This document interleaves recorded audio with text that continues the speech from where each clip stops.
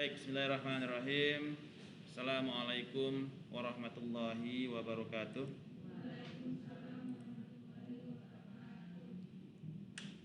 Bertemu kembali dengan kelas Financial Intermediaries. Dan pada paruh pertama ini kita membahas mengenai Islamic Banking. Ya. Dan pada minggu kedua ini kita membahas mengenai dua chapter. Yang chapter yang kedua adalah Ethics and Prohibition in Muamalat.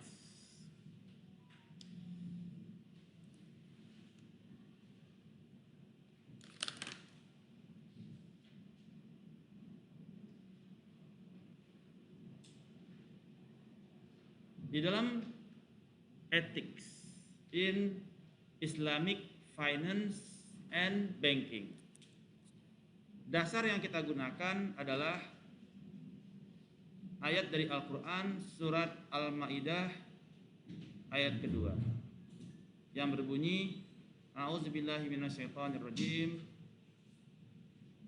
wa ta'awanu 'alal birri wat taqwa wa la ta'awanu 'alal ismi wal udwah, yang berarti wa ta'awanu awal birri wat taqwa, maka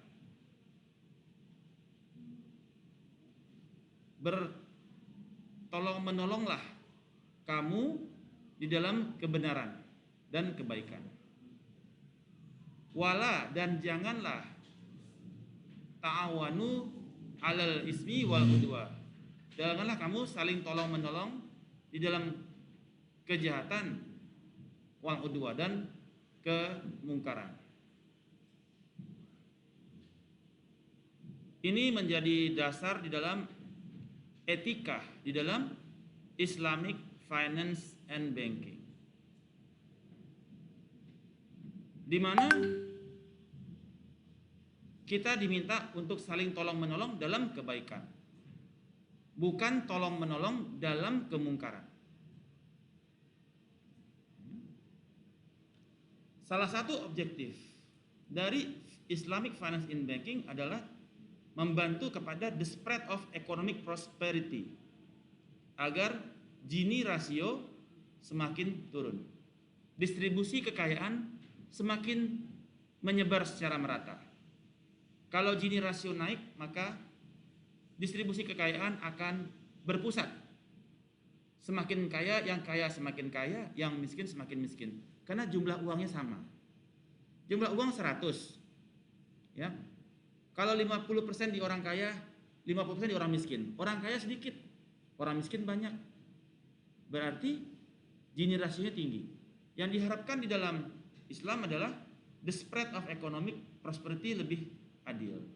Jadi 80% untuk orang miskin, karena orang miskinnya banyak.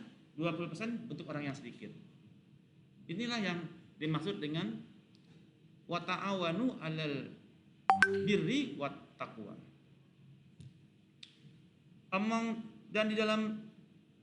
Dan objektif yang lain adalah to do this in accordance, sesuai dengan syariah principle. Segala sesuatu harus sesuai dengan prinsip-prinsip syariah. Di antara norma-norma yang terkait dengan Islamic Finance, ya, misalkan adalah terkait dengan pasar bebas, free market, di mana harga tergantung dengan demand and supply.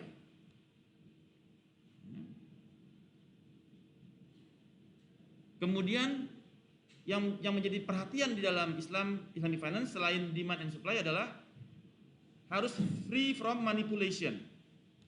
Tidak boleh ada penipuan di dalamnya. Dan pencegahan kepada hoarding. Ya.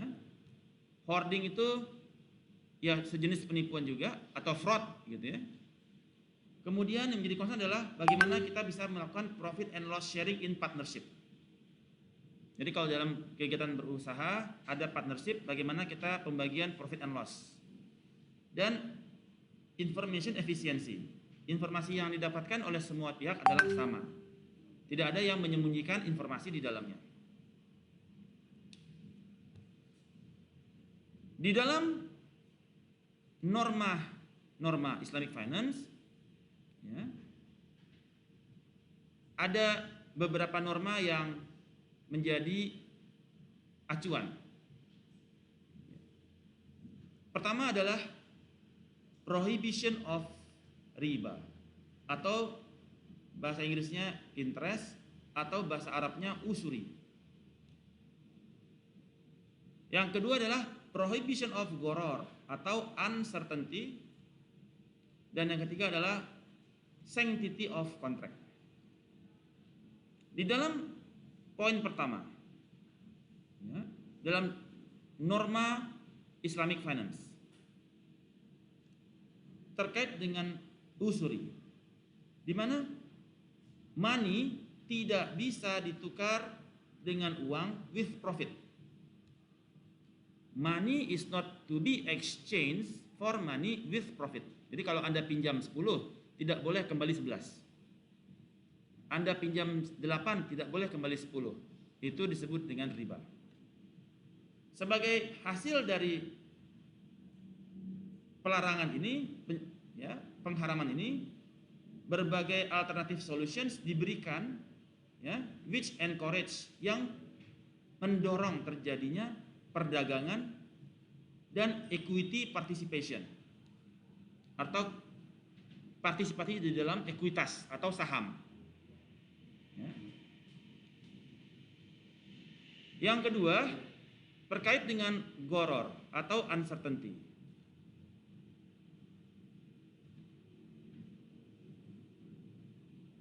Hal ini memberikan tekanan kepada sebuah transparansi di dalam kontrak, baik di dalam buying dan selling, di mana untuk mencegah gharar atau uncertainty, harga harus specified, jelas. Tidak boleh ada harga yang sifatnya floating gitu ya. Kemudian there should be clarity on delivery details. Kapan barang mau dikirim? Harus delivery details.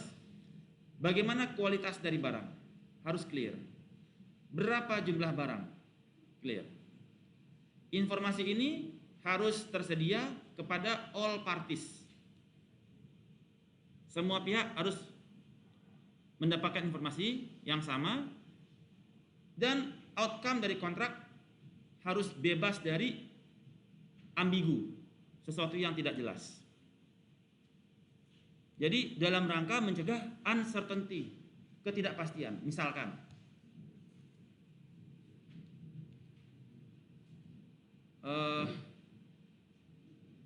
begitu uncertainty, price should be specified.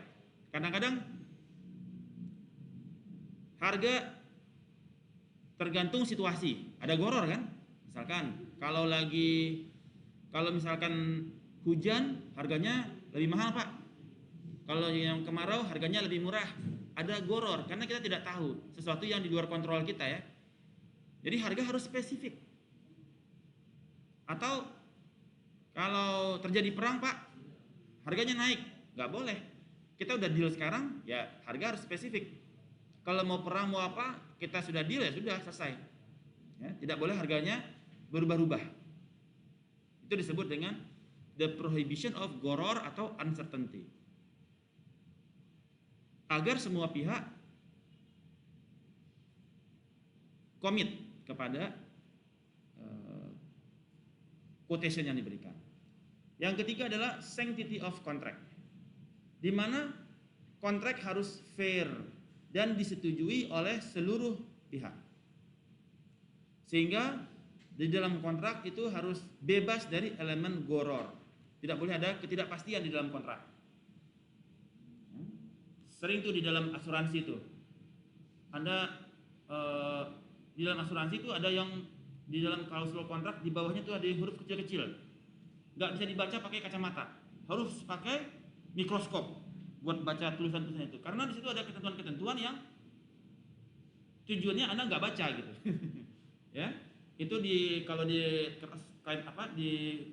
kita asuransi, yang paling Anda harus perhatikan adalah tulisan yang kecil-kecil di bawah itu. Apa ini yang kecil-kecil ini? Ya, tujuannya supaya Anda agak baca. Di situ ada banyak ketentuan yang sifatnya goror. Kalau ini begini, kalau ini begini, kalau ini begini, klaim tidak bisa dibayarkan. Nah, itu sanctity of contract, ya. Nah, the contract should be free from element of goror, ya, dan memenuhi syariah approval dalam kontennya. Tidak boleh jual beli terhadap barang haram, tidak boleh jual beli mengandung riba dan lain sebagainya. Ada syariah approval.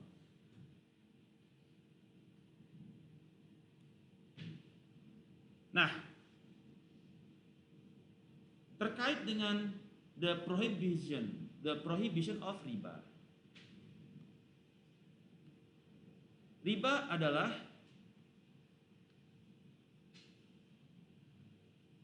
unlawful increase, ya, penambahan yang unlawful, tidak memenuhi hukum syar'i, ya. Atau disebut juga, kalau sekarang dia disebut juga dengan interest atau usury. Jadi kalau Anda buka tabungan, buka deposito, terus Anda berharap interest, artinya Anda berharap riba. Kalau Anda kartu kredit, nyicil kena bunga, artinya Anda bayar riba. Dan itu, ya, adalah unlawful di dalam hukum Islam, dilarang di dalam hukum Islam. The Islamic Fiqh Academy melalui OIC atau Organization of Islamic Conference reaffirm the consensus, mengeluarkan konsensus atas historical prohibition, pelarangan yang secara historis terhadap interest atau riba. Riba menjadi salah satu concern di dalam Islamic finance. Karena ini hukumnya haram, tapi umat Islam pada pakai semua. Ya. In order to avoid riba, many financial alternatives has been adopted over centuries. Banyak sekali scholar-scholarnya yang menjelaskan kenapa riba dilarang. Ya. Sehingga tujuan mereka adalah ta'awanu alal birri wat taqwa. Bersama-sama saling tolong-menolong dalam kebaikan, wala ta'awanu alal birri wal udwan. Dan bersama-sama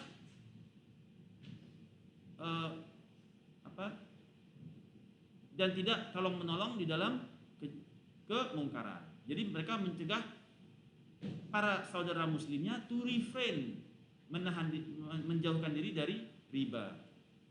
Ya. Jadi ini yang menjadi concern dari para scholars. Riba juga terdapat di dalam Judaism dan Christianity. Ya. Prohibition dari interest tidak hanya eksklusif kepada Islam. Yahudi dan Kristen juga mendapatkan perintah yang sama untuk forbid them to deal with interest and usury. Ya. Judaism dan Christianity juga mendapatkan pesan yang sama di dalam kitab mereka, baik dari Old Testament, ya, dan juga New Testament. Ya. Terkait dengan riba,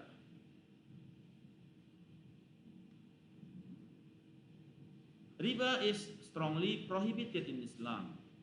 Ya. Di dalam Al-Baqarah ayat 275. A'udzubillahi minasyaitonir rajim. Wa ahalallahu al-bai'a wa harramar riba. Jadi aku menghalalkan jual beli, bai'ah, wa harramar riba, dan mengharamkan riba. Jual beli silakan, riba aku larang. Jadi Allah menjelaskan wa halallahu bai'a, kuhalalkan bagi kalian jual beli, wa harramar riba, dan kuharamkan riba. Al-Baqarah ayat 276, yamhaqullahu hurriba wa yurbil sedekah, ku haramkan riba dan ku halalkan sedekah, ya. Riba dilarang, lebih diutamakan sedekah. Jadi kalau anda mau pinjamin orang, misalkan pinjamin 10, ya, dia sanggupnya bayar cuma 9, bayarnya cuma 9,5, anggap sedekah. Jadi sifatnya kita charity, ya, lebih mengutamakan kepada charity. Jangan mencari uang dengan uang. Pinjamin 10 dapat 11, ya. Pinjamin 10 kembalikan 10, anggap sebagai ada waktu yang tersisa, dianggap sebagai charity, sedekah kepada orang lain. Itu kita mendapatkan pahala di situ. Jadi bukannya kita jangan pinjamin uang ke orang, enggak. Pinjamkan ke orang 10, kembali 10. Ada yang kita merasa ada kerugian dalam waktu yang kembalian, dianggap sebagai sedekah, ya. Yamhaqullahu riba wa yurbil sedekah. Kemudian Al-Baqarah 278, ya ayyuhallazina amanu taqullaha wa zurriyyah wa zar ama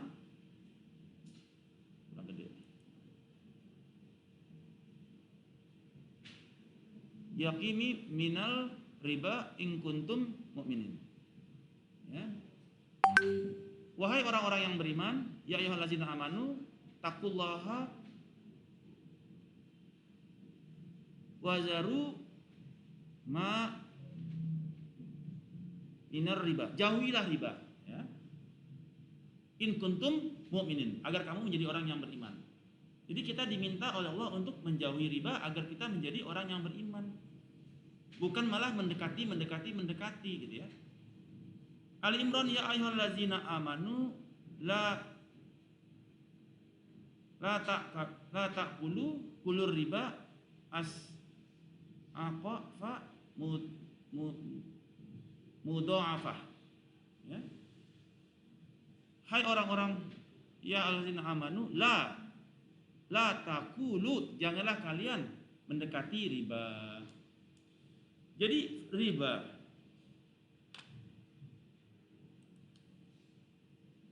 juga dijelaskan dalam sunnah Nabi melalui sahabatnya Jabir, ya, bahwasanya Allah mengutuk kepada yang menerima riba, mereka yang memberikan riba, dan mereka yang mencatatnya. Waduh, iya kan?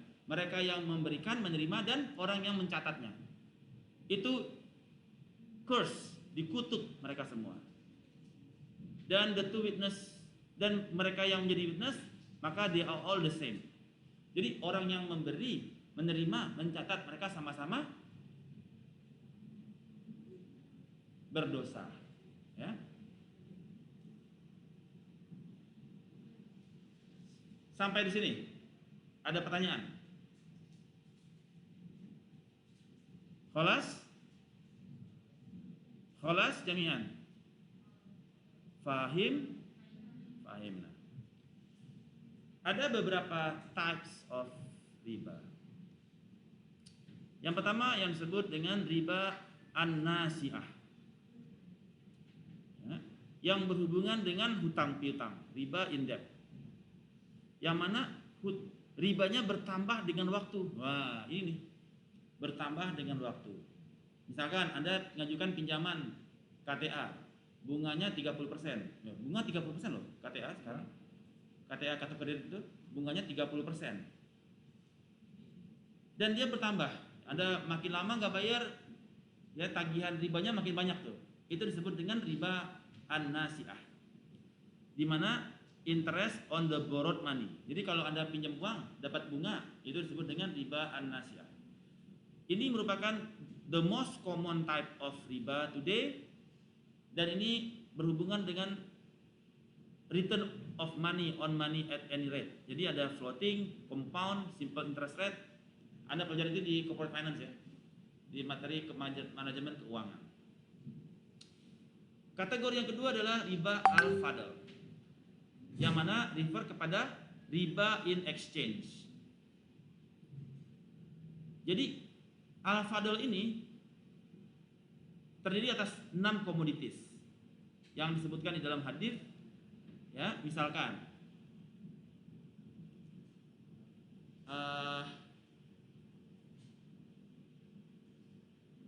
Anda beli emas dengan Anda pinjam, jadi gini, Anda pinjam emas, Gazi ya, Gazi pinjam emas sama siapa nih? Risto, Andrea, Rio, Azril. Gazi pinjam emas sama Azril. Azril, gue mau nikah nih, pinjam emas lu dong, berapa? Sekilo deh. Terus ketika jatuh tempo, si Gazi balikin, terus Azril ngomong boleh, tapi ntar balikinnya sekilo 1 on ya. Nah, itu hukumnya haram, disebut dengan riba al-fadl. Dimana kalau pinjam emas sekilo, balikinnya sekilo, nggak boleh lebih, nggak boleh kurang. Ya. Atau pinjamnya emas, begitu dibalikin, gua ganti sama perak 2 kilo ya, itu riba, nggak boleh. Itu riba al-fadl. Diganti dengan barang yang lebih rendah, ya, atau barang yang berbeda, nggak boleh. Ya, itu disebut dengan riba al-fadl. Jadi kalau ya nggak apa-apa, sebanding. Nggak, di saat kita kembalikan, karena harus sesuai. Dulu beli emas sekilo, dulu dikasih emas sekilo. Sekarang uang yang dibayarkan itu harus sama nilainya sama emas kilo. Saat ini, saat kita kembalikan harus sama dengan nilai emas sekilo. Jadi uang itu bisa dibawa ke tukang emas, tukar uang emas kilo, bisa nggak? Kalau lebih kurang, riba al-fadl. Ya, itu disebut dengan riba al-fadl. Jadi kalau paling aman pinjamnya emas. Jadi dikembalikan dengan emas juga. Jadi kan setara ya. Jadi uang kita nggak hilang. Sekarang Anda pinjam uang 10 juta, dapat emas misalkan 100 gram. Begitu Anda balikin 100 juta, 10 juta lagi, itu cuma dapat 90 gram emas kan? Turun. Tapi Anda tidak melakukan riba, tetapi kalau disetarakan dengan emas Anda rugi. Nah, kalau mau pinjaminnya, yaudah gue kasih lo emas. Jadi untuk lindung nilai. Nah, kita hedging ya, lindung nilai kepada uang yang kita pinjamkan. Oke, berapa lu pinjam? 10 juta. Oke, gue beliin emas 10 juta. Nih, emas 10 juta. Emas gue nih 100 gram. Anda kembalikan 100 gram lagi supaya kita terlindung uang kita. Tiba-tiba harga emas naik, kita beli emasnya lagi $390, 90 gram, turun kan? Oke. Any other questions? Arasa? Oke. Riba an-nasi'ah, riba in debt. Nah, riba nasi'ah ini sangat terkenal di zaman jahiliyah, pre-Islamic era. Ya. Mereka mempraktekkan riba nasi'ah. Jadi orang kalau mau pinjam, mereka pay riba, increase. Riba itu increase. Ya. Due kepada lamanya waktu, the debt will increase. Ya. Dan itu berakumulasi secara compounded. interest until it is maybe double and so on. Jadi kadang-kadang pinjamnya 10, ntar kembaliinnya udah 100 tuh. Saking lamanya tuh buang nggak dibalikin kan. Udah pinjamnya kambing, balikinnya motor. Nah, kayak gitu ya. Kita beli kambing, pinjam kambing, balikinnya terpaksa udah jadi motor. Another practice from jahiliyah termasuk di dalamnya loaning of money with fixed increase in return. Nah, udah fix. Jadi kalau mereka pinjam 10 dinar, mereka harus kembalikan 12 dinar di masa yang akan datang. Jadi dia spesifik dalam setahun kembaliin 12 dinar atau 12 gold coin gitu ya. Nah, itu disebut dengan riba an-nasiyah. Oh, ini belum riba an-nasiyah ya. Ini masih praktis ya. Ini masih ke al-fadl ya. Karena terkait dengan komoditi ya. Kalau ini dengan uang komoditi. Dari deskripsi tersebut kita bisa melihat riba an-nasiyah itu sama dengan interest. Ya.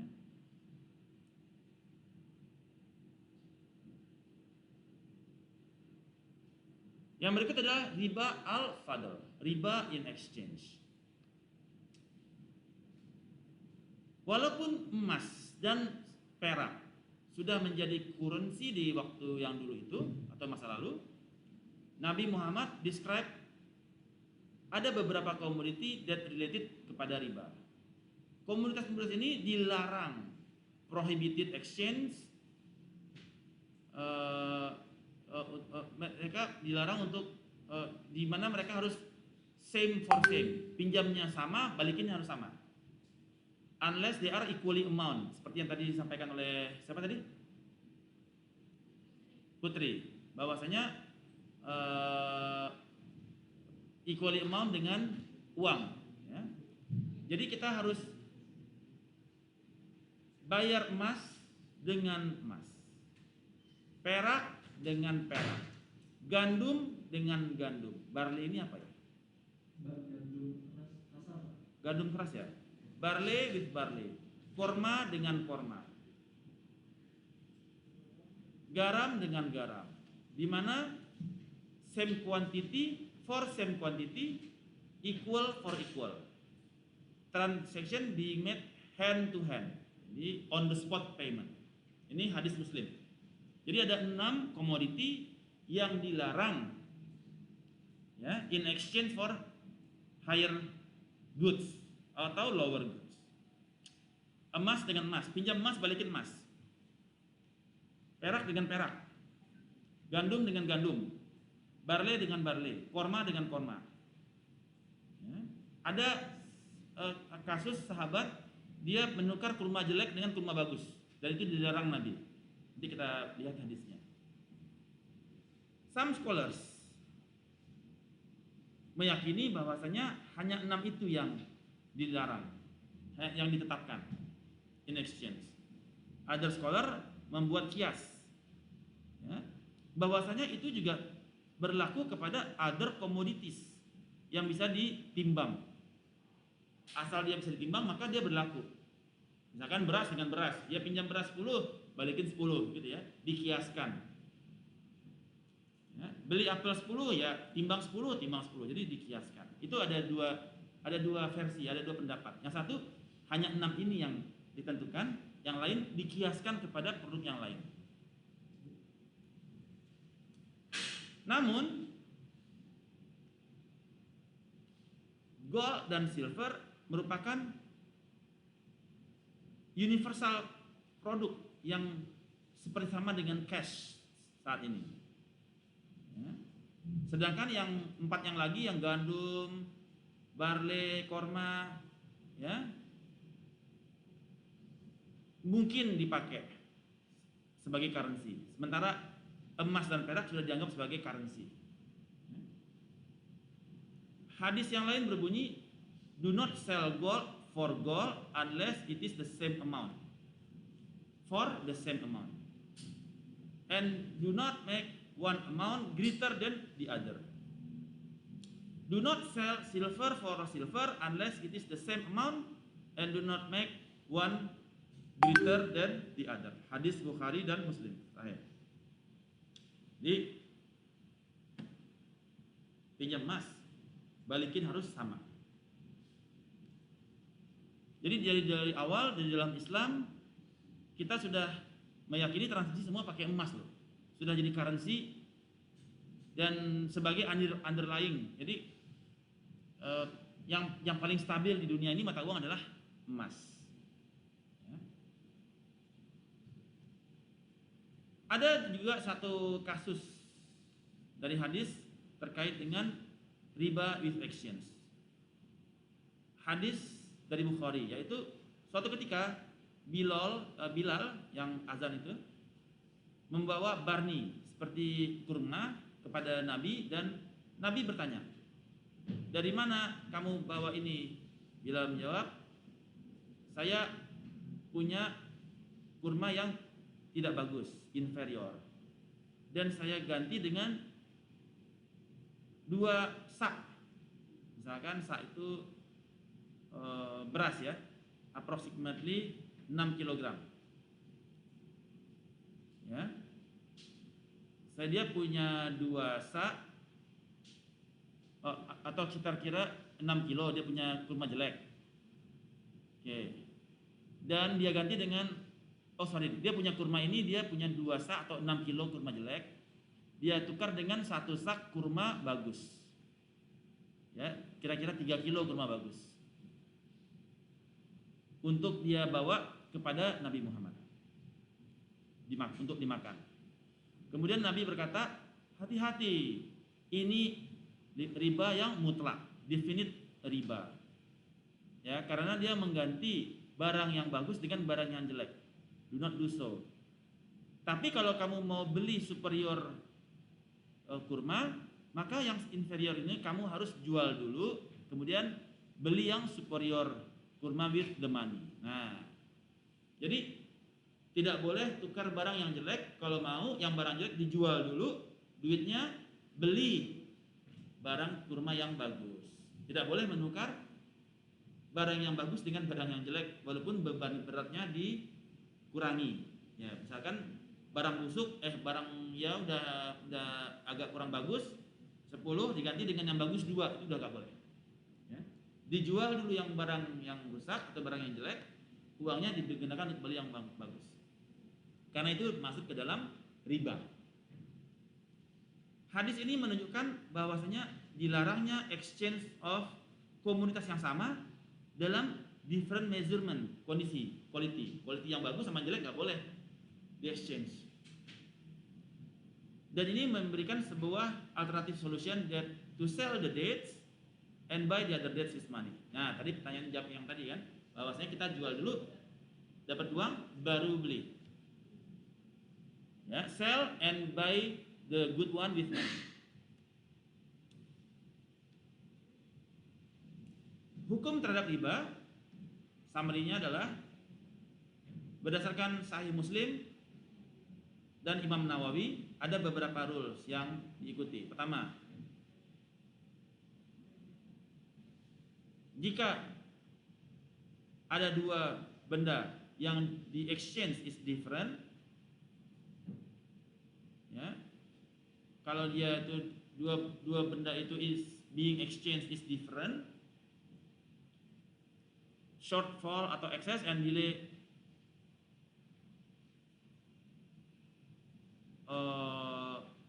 dia 2 benda bisa ditukar walaupun dia berbeda, ya, baik dia lebih atau kurang,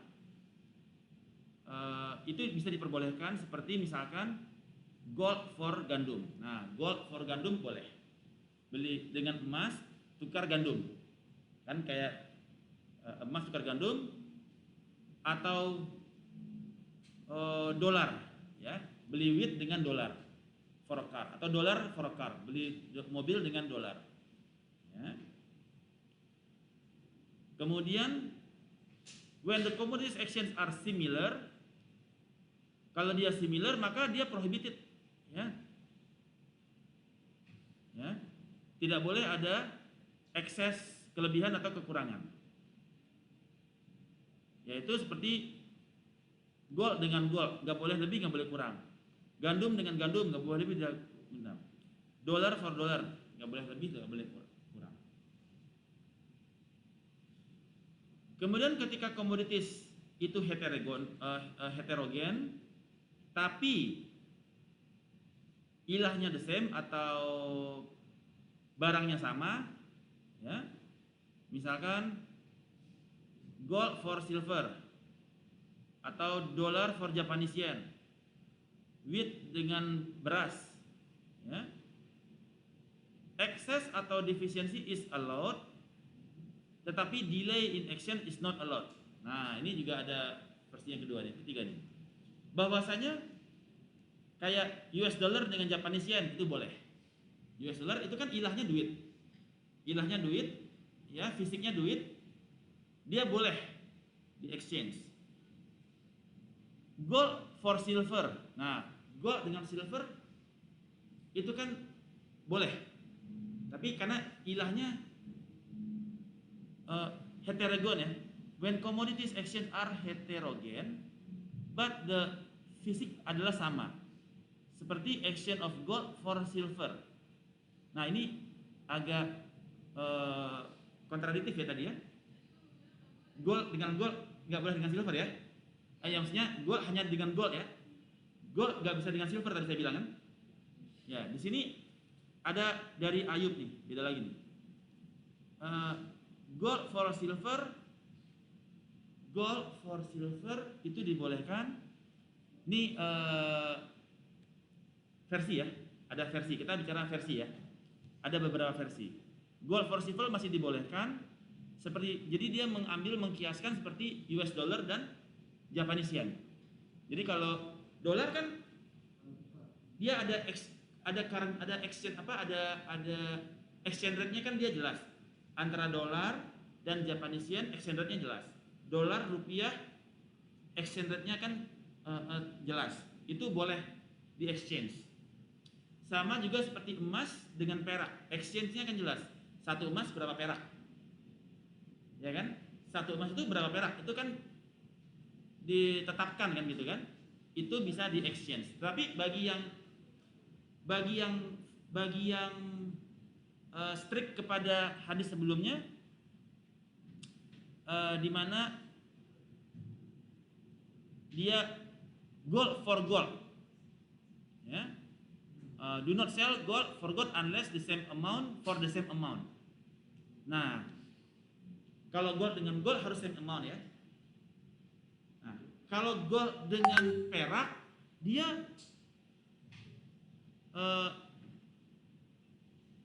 lebih inferior, ya. Nah, jadi ada dua pendapat bahwasanya emas hanya boleh dengan emas. Tetapi ada lagi pendapat yang lain dari para ulama yang membolehkan emas dengan perak itu dibolehkan. Nah, ada yang mengikuti emas dengan perak boleh ditukar, ada yang mengikuti emas sama perak nggak mau dia. Dia kalau sekarang Anda pinjamkan uang emas nih ke teman Anda, gua balikin perak, mau nggak? Mau aja kadang-kadang kan nilainya sebanding. Yang jelas begitu peraknya diganti ke toko emas, bisa diganti dengan satu emas nggak? Bisa. Itu dimungkinkan, diperbolehkan, masih diperbolehkan. Logiknya masuk, ya?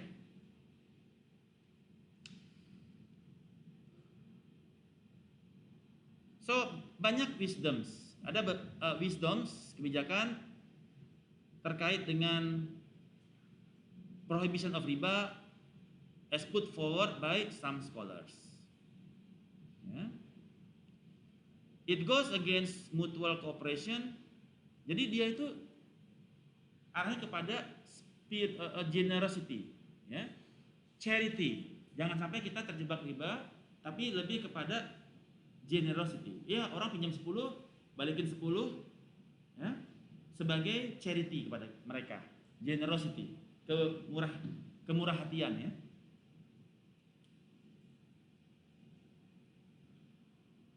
Oke. Terkait dengan the prohibition of gharar atau uncertainty. Gharar has a broad scope and is not limited to one simple definition. Ada skopnya luas sekali ya.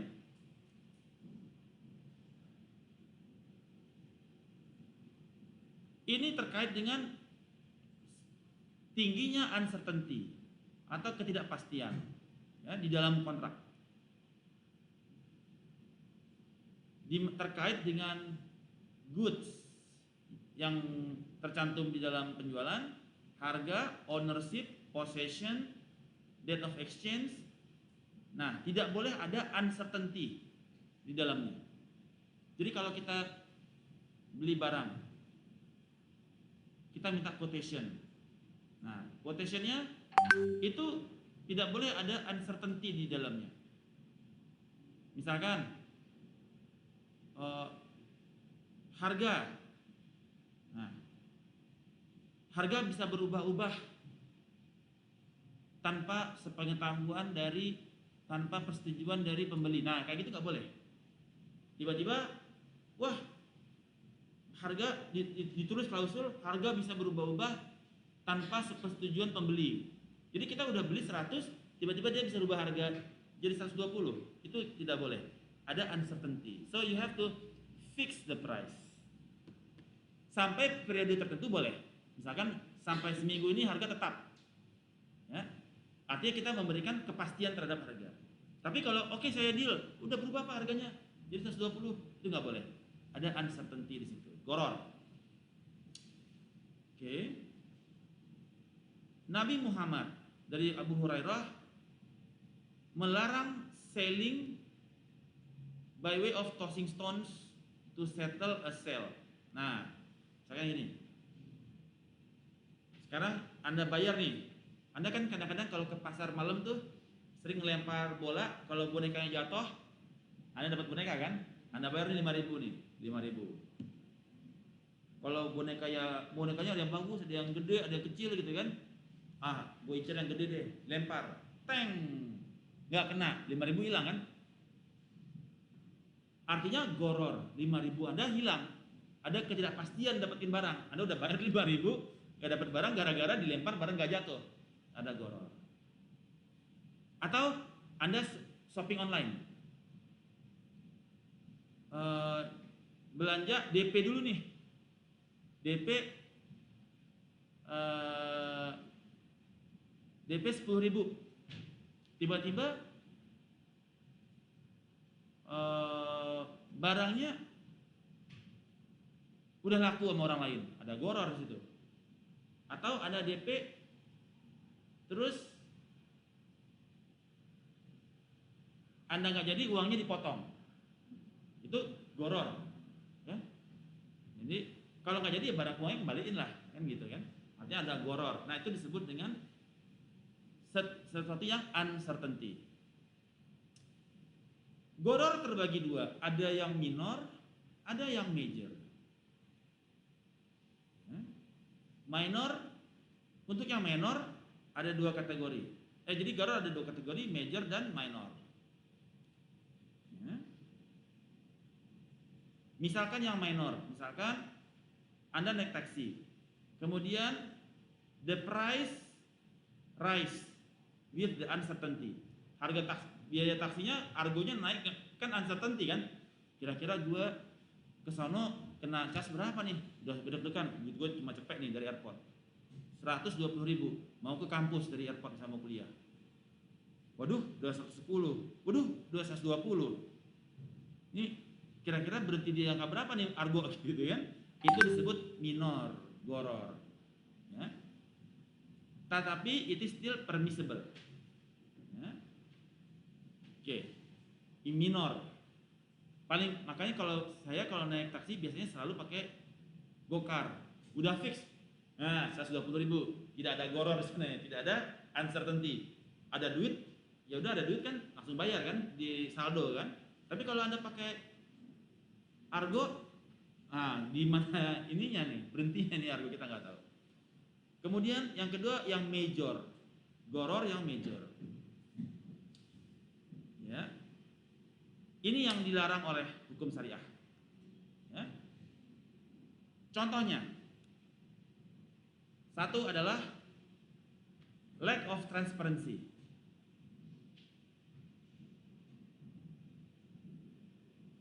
Misalkan Anda ikut, ingat nggak dulu naik umroh pakai first travel, ya kan, first travel.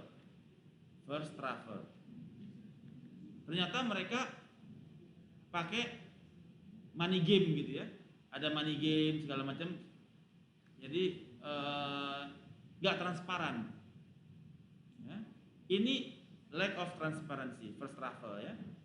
Jadi the Sharia stipulates that transparency must exist agar kontrak itu legit, ya.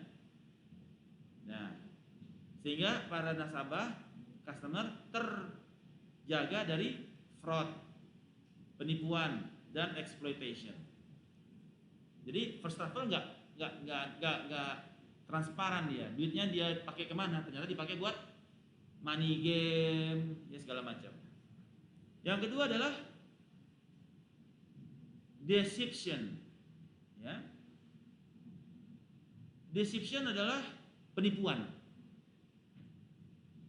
Jadi suatu ketika Nabi Muhammad ke pasar, kemudian memasukkan tangannya ke dalam karung gandum, grain, ya, di Madinah. Kemudian jari Nabi melihat ada yang keras di dalam, gandum yang keras. Kemudian setelah ditanyakan, pedagangnya menjawab ada hujan. Terus gandum basahnya ditutup sama gandum kering. Nah, Nabi Muhammad lalu berkata, kenapa kamu, ya, tidak taruh yang basah di atas yang kering? Jadi orang beli melihat dulu yang jeleknya dulu, yang bagus di bawah. Disuruh Nabi, orang harus tahu. Jadi jangan terjadi deception, penipuan. Kita beli gandum sekarung, ternyata setengahnya basah di dalam, gak kering seperti yang di atas. Atau apelnya bagus di atas, busuk di bawah. Kan pedagang kita sering begitu ya. Anda beli di pasar, misalkan beli jeruk, atau kalau beli stroberi lah gitu. Stroberi kalau kita ke Bandung gitu ya, di atasnya rapi gitu ya, bersih. Yang di bawahnya itu udah pada busuk-busuk. Nah itu sering loh, saya pernah ngalamin masalahnya. Sebel banget kan. Wah, keren nih, kan di bus kan, di bus gitu kan. Kalau dilihat di atas, wah gede-gede, segar-segar, begitu dibuka, loh di bawahnya pada jelek-jelek. Itu disebut dengan goror, deception, penipuan. Ya, itu masuk ke dalam perdagangan yang bersifat goror, menipu. Tidak ada unsur ketidakpastian, di bawahnya bagus atau jelek. Yang berikutnya yang menjadi goror adalah selling what you do not have. Nah ini sering nih, selling what you don't have. Jualan tas, jualan sepatu, ya, Anda belum punya barang. Kalau di order baru Anda ke pasar Senen beli tasnya gitu kan. Nah baru jual, tapi fotonya ada taruh tuh. Jadi kemarin tuh saya mau belanja sepatu, di Instagramnya namanya Yonex Indonesia, lagi diskon. Sepatu Yonex buat tenis, buat lari, beli 2 dapat harga 600.000. Saya takut, ini kan ada goror nih kan. Saya bilang, tolong di screenshot mbak, yang ukuran 45 gitu ya, di screenshot kirim ke saya. Oh bapak harus bayar dulu, transaksi dulu, baru kami foto. Sampai sekarang masih belum selesai nih masalahnya nih, ya. Oh bapak transaksi dulu, bayar dulu, baru kami proses. Mbak, saya kan mau pastikan barangnya ada atau tidak. Apakah Anda menjual barang yang Anda miliki? Takutnya dia barang nggak punya gitu kan. Nah, kita perlu kepastian. Itu disebut dengan goror. Atau yang kedua, Anda jual ikan, ya, tapi ikannya masih di laut. Baik nggak? Anda jual ikan nih, gua jual ikan 10 kilo, oke, bayar. Tapi ikan masih di laut, kita baru mau ke laut nih, ngambil ikannya, itu juga nggak boleh. Nah, harus Anda menjual barang yang Anda punya, bukan barang yang Anda nggak punya. Ya. Selling what you have, not what you don't have. Kalau Anda belum punya, Anda haram. Itu goror.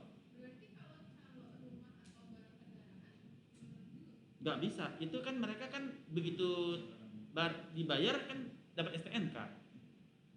Kalau kan dia jual STNK nih, kecuali dia bayar dulu, terus baru dia keliling-keliling cari mobil. Tapi ada juga calo yang berhasil kayak gitu, ada juga ya. Dia, Bapak, jangan bilang-bilang nama saya ya. Nanti bayarnya ke saya supaya harganya murah gitu kan. Kan banyak tuh penipuan ya. Orang jual mobil, oh ya ini mobilnya di sana alamatnya. Begitu dilihat, oke, deal Pak, kata dia ke SMS. Oke, transfer. Barang bukan punya dia. Kemudian ditransfer oleh si Gazi ke si Rispo. Begitu uang masuk, dia datang tuh, mana STNK-nya? Siapa Bapak transaksi? Nggak tahu, si Pak ini. Itu saya nggak kenal kata dia. Ini Bapak kalau bayar ke saya, kata yang punya mobil, bukan ke yang Bapak WhatsApp itu. Nah itu makanya dia selling what he don't have. Padahal itu menjadi penipuan jadinya kan. Sering terjadi. Jawab. Oke. Jadi kalau Anda mau jualan harus punya gudang, stok barang. Jangan Anda menjual toko orang lain, itu goror. Ya begitu Anda jual, tiba-tiba barangnya nggak ada, gimana?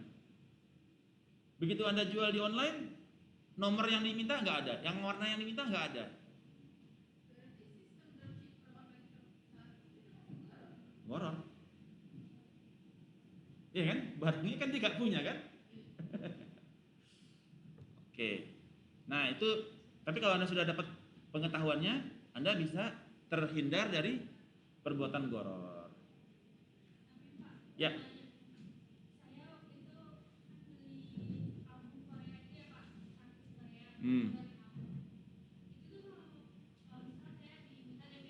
DP.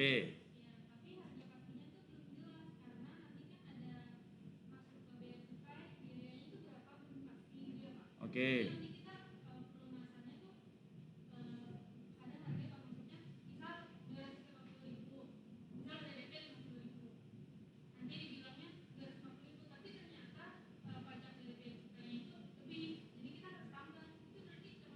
Goror. Ada ketidakpastian kan? Ada uncertainty kan? Kecuali dia menjualnya FOB. FOB itu free on board.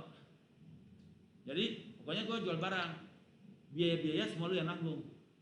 Nah itu jelas kan? Harga gue 10, tapi ada biaya kan gue nggak tahu juga biayanya berapa.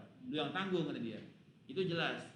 Tapi kalau dia jual udah CIF, pokoknya barang sampai harga sekian. Kita artinya ada certainty kan, kayak gitu. Anda bisa kalau FOB ya cuma beli barang, jasanya kayak Gojeknya itu tanggungan kita. Nah itu kan jelas ya, di luar biaya yang dia berikan kan. Oke, kecuali dia tiba-tiba si harga CIF kurang pajak, kurang ini, kurang itu, kurang ini. Nah, itu ada goror di situ.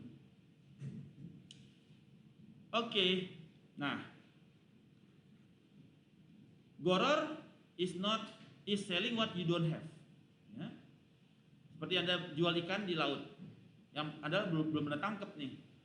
Atau Anda jual sayuran yang dia belum belanja ke pasar. Nah ini sering terjadi nih kemarin pas COVID. Iya kan? Ada online jualan pedagangnya itu belanja ke dia gitu ya. Setelah orang bayar, sayur sekian, ini orang udah bayar, terus dia pergi ke pasar tuh ngambil. Itu goror. Karena Anda menjual sesuatu yang Anda belum punya. Oke? Berarti kalau kayak gitu kita harus dibeli di pasar, kalau bayarnya setelah udah ada. Iya, kan kita punya barang. Just tip. Ya, just tip. Dia menjual sesuatu yang dia belum punya nggak? Udah goror. Siapa yang yakin? Kalau tiba-tiba dia sampai di Singapura, ya kan? Tokonya tutup gimana? Warna yang diminta warna merah nggak ada gimana? Ya kan? Terus exchange rate-nya berubah gimana? Tapi kan dia belum bayar, Pak. Kan udah bayar. Di awal, just tip. Bayar di awal, just tip. Ya, kalau dia bayar setelah barang dia barang dibeli nih sekarang kamu udah beli barang nih gue udah Singapura, gue udah beli nih iPhone 14 yang baru di Singapura, antriannya kan panjang tuh. Nah, gue udah beli nih, terus dia bilang baru orang yang pesen tuh bayar ke dia, itu nggak apa-apa, karena barang udah dipegang di tangan dia, artinya barang udah di tangan ya, silahkan bayar. Tapi kalau dia kalau nitip kan nggak ngambil untung ya, kan nggak jual beli kalau nitip kan. Tapi kalau dia jual beli dalam kondisi dia belum punya barang, nah itu haram.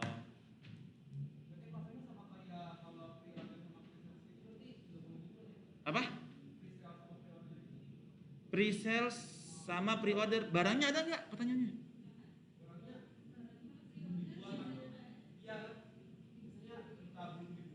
Ya sama aja kayak Anda jualan ikan di laut kan? Anda jualan ikannya masih berenang-berenang di laut, Anda udah jual duluan. Goror. Apa? Kan barangnya ada. Barangnya kebunnya bakal panen bulan depan. Salam. Dia forward kan? Saya bayar nih kebun korma. Bulan depan pas panen, tolong kormanya dikasih ke saya. Nah, itu salam. Barangnya ada nih. Atau kolam ikan lele di rumah. Lelenya masih kecil. Gua beli ya satu kolam ya. Bulan depan begitu lelenya udah panen, lu kirim lelenya pas ke toko gua di pasar ya. Nah, itu boleh. Ada barang kan? Nunggu gede kan? Kalau ikan di laut, di mana lu nyari ikannya? Mana tuh ikan? Ya.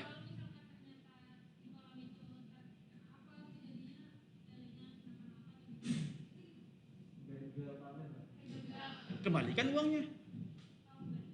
Iya kan? Kan barangnya jelas kan? Tetapi ada sesuatu yang uncertainty, tiba-tiba banjir kan?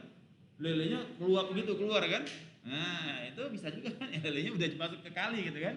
Karena tanahnya longsor gitu kan? Lelenya masuk ke sungai semua. Ya, itu juga sial aja gitu kan? Kembalikan uang. Tapi kalau sesuatu yang Anda nggak punya, belum di tangan Anda, itu goror. Ya. Nih, apa?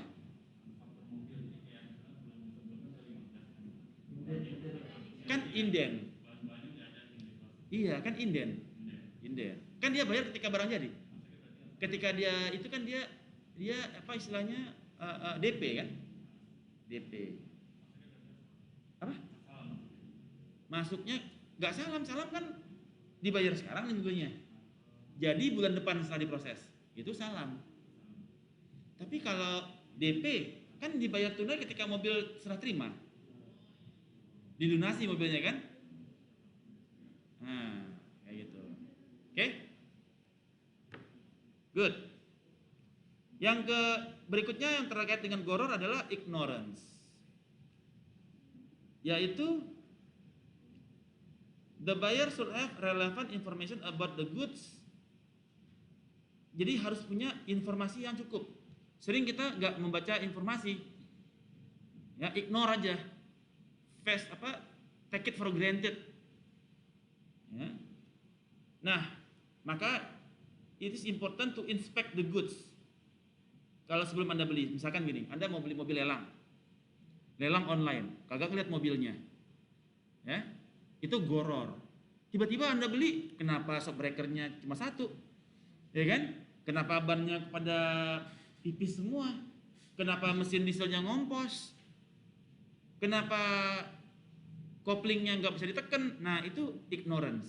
Itu jadi goror. Jadi Anda harus inspect the goods.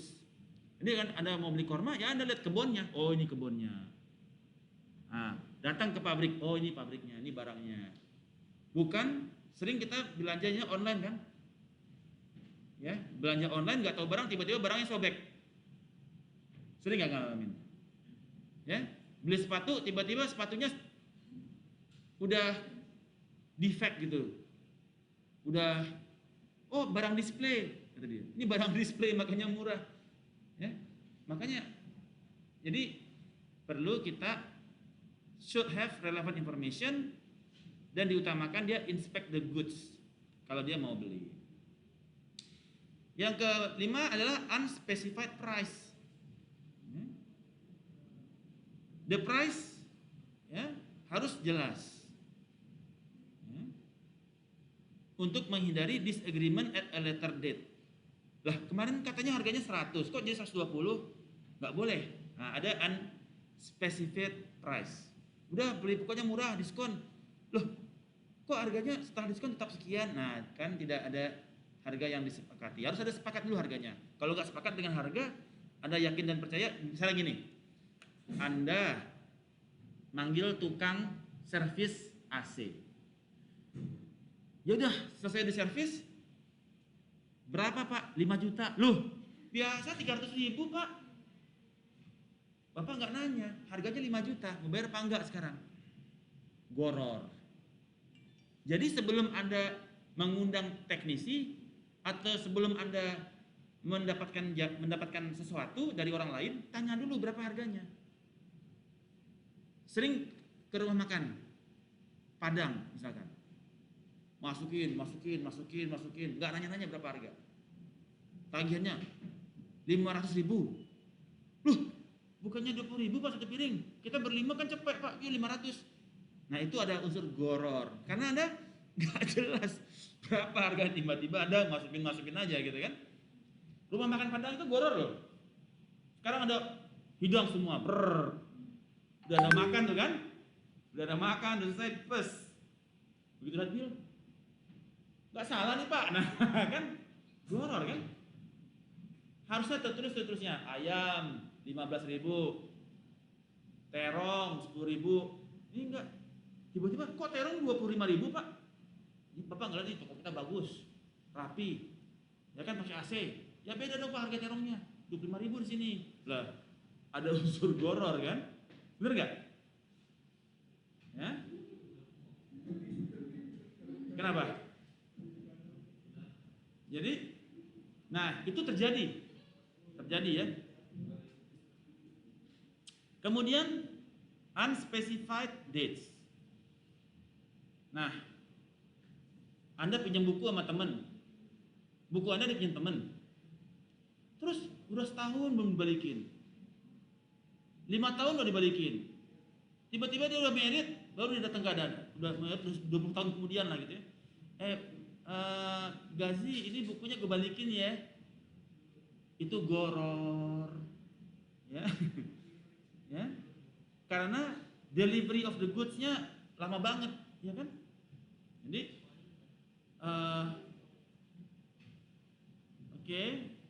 this should be a mutual concern. Jadi harus ada mutual concern. Kalau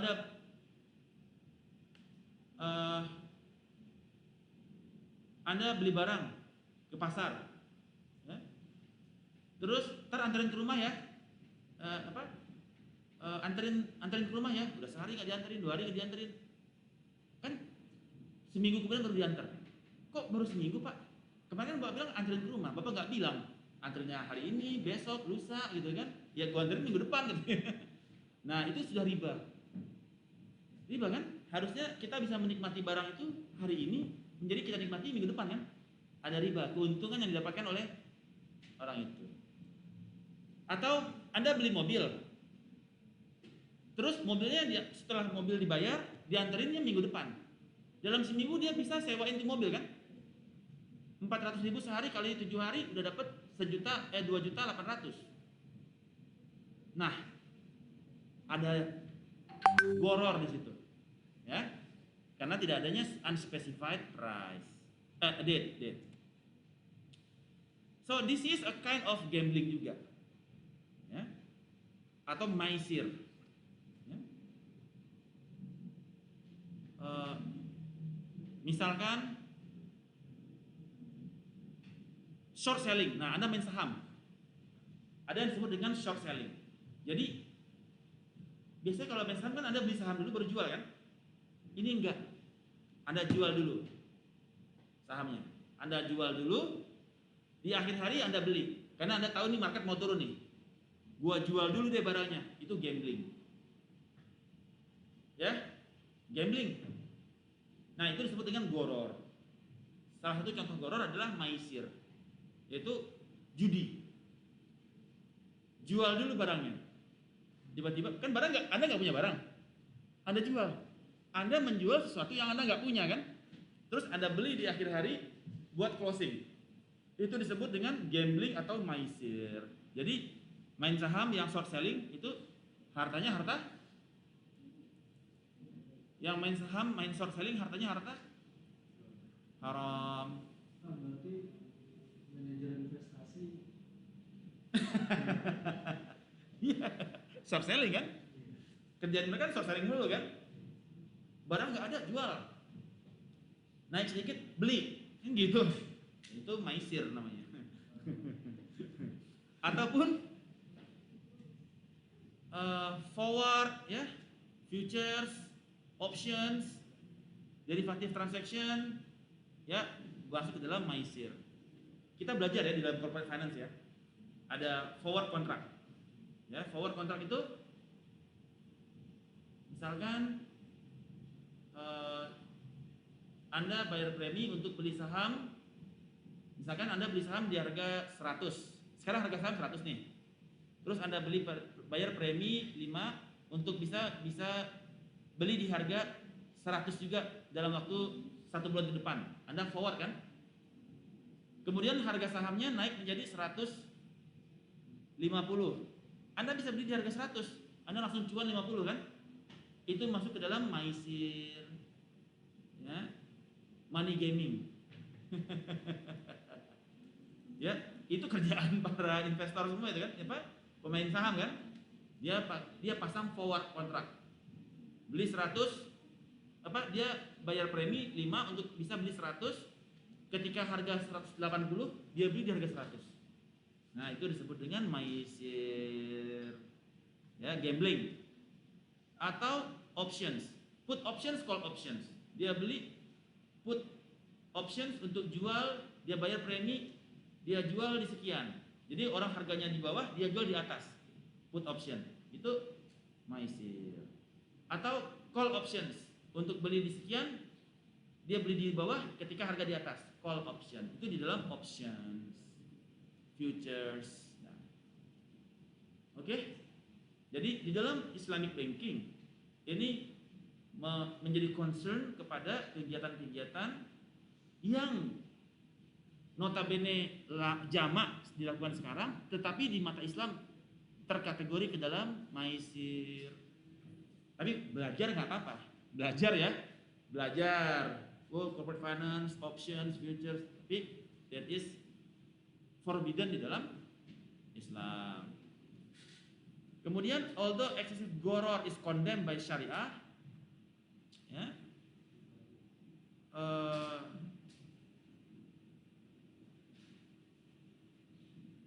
this does not rule out level of risk by way of internal risk and risk associated with the calamities. Ya. Jadi ada juga yang goror disebabkan karena external environment, yaitu disasters, natural disasters. Ya, ada yang systematic risk dan unsystematic risk yang kita akan cover nanti, tetapi goror tidak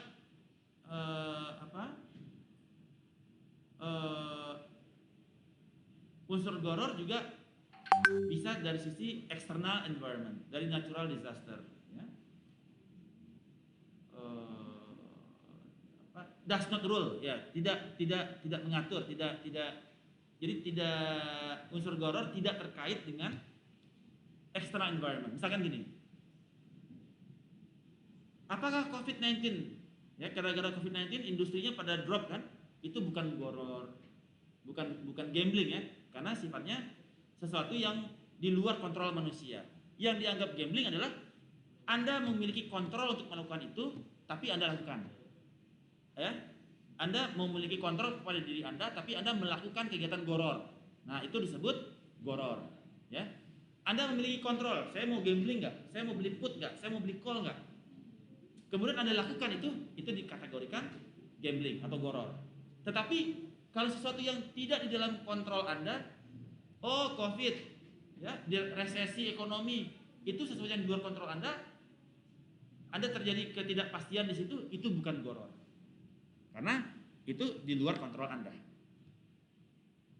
Oke. Nah, yang terakhir adalah sanctity of contract. Sampai di sini dulu, ada pertanyaan terkait goror. All good? Kapish? Kapish? Pronto.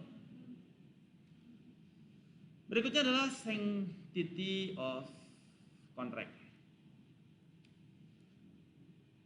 Goror is impermissible in Islam, tidak diizinkan. The Sharia emphasizes that contract must be transparent and honest. Price must be specified. There should be clarity on deliveries, qualities of goods, quantity of goods. Informasinya should be available to all parties, ya, dan mencegah kepada ambigu. Ketika full disclosure is present, both party eliminate. Ketika itu semuanya jelas, maka kedua belah pihak mengurangi resiko finansial, ya, due to goror, kepada terkait dengan goror. This will include disclosure terhadap resiko yang involved by providing informasi as much as possible for buyer and investors. Jadi dengan adanya kontrak yang jelas itu mengurangi kepada resiko finansial, ya, resiko finansial. Nah,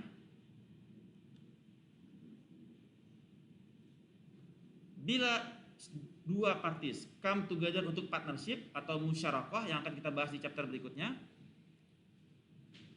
Nah, ketika kontrak itu terkait dengan partnership atau musyarakah, all parties should be aware dari profit sharing ratio, ya, sesuai dengan kontrak. Jadi kalau profit sharing ratio, ya untung dibagi, rugi juga dibagi. Itu disebut dengan profit sharing ratio. The party yang terlibat harus mutually agree terhadap kontrak.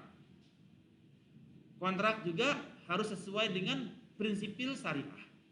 Sehingga investasi-investasi yang dianggap unethical, unlawful, unjust atau tidak adil will not be considered.